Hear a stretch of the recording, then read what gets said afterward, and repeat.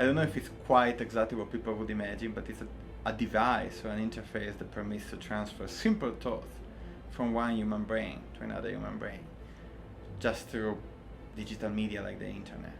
Ideally, what we would like to take this technology to is to have something that could let us transmit the type of information that is really hard to verbalize, knowledge.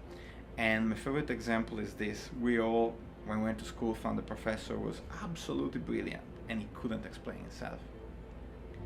And ideally, it would be so much better if we could just put a helmet over the head of this professor, record the brain activity, decode actually what is the thought that he has in mind, what does the knowledge that he has of physics or mathematics look like in his brain, and to recreate the same patterns of brain activity into a student's brain. This way, complex concepts could be conceivably communicated in a way that is kind of pure. We just know that we can transfer a tiny bit of information, just a few bits, and we need to go to much higher levels to make these scenarios possible. Where exactly the technology is gonna stop, it's still difficult to say.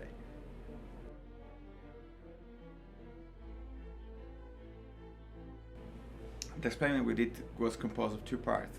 One was decoding intentions and simple thoughts, like motor intentions, like moving the right hand, from a brain, from EEG recordings, and that was done by my colleague Rajesh Rao. The other part consisting in recreating similar patterns of activation in the brain using a technique called transcranial magnetic stimulation, and that was the part that I was in charge of. That was the second part of the experiment. So we tested the technology using ourselves as guinea pigs before actually doing the experiment. The trick was actually to calibrate the transcranial magnetic stimulation device in such a way that it would transmit information to my brain. Just to calibrate it right enough that it would produce the same patterns that the brain creates when it wants to on the hand. And that's what we did. What inspires you to continue with your work? Is there a certain future that you like to see with this technology? Yes. And the more and more our society becomes technologically dominated, the more people who have some learning disadvantage are left behind. Even unjustly so, because there are people who have great talents, great abilities, they just cannot keep up with what are the demands. And the best way to do this, to overcome this gap, is actually to have technology fill in, and having technologies that will just substitute for what their brains cannot do, and put them back to the level where actually they can learn, they can work, they can acquire, they can be competitive with every other member of the society and be back into doing what they should be doing.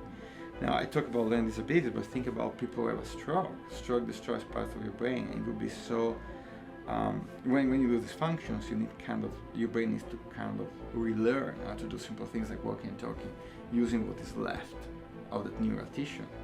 It would be so much better if we could speed up this recovery by transmitting and teaching the brain what are the right patterns right away. And these are the kind of things that we hope to be able to do in the future. Now, history shows us that great innovations have a double-edged sword.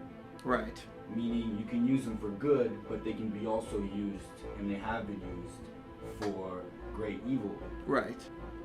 So we believe that as scientists, we can develop a technology, but the best thing we can do, the best service we can do to humanity is just say, hey, this can be used for these positive issues. If you see other positive, negative issues, make everybody aware of it. Mm-hmm.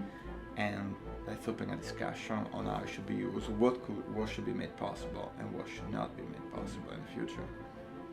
The development of nuclear technology for weapons was banned in most countries and is still kept under control. And there is now a big effort, a political effort, to reduce the amount of weapons existing in the world that are based on nuclear technology.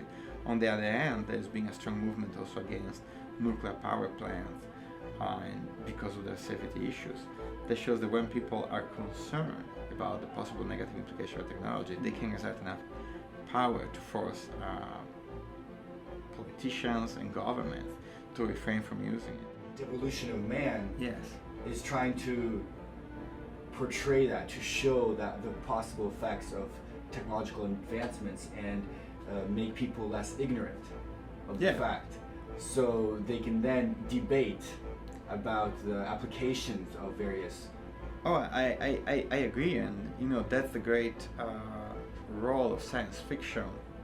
Science fiction is, as for me, the fascinating thing of anything about science fiction is that it's a way to take the possibilities of the present and see what are the possible scenarios.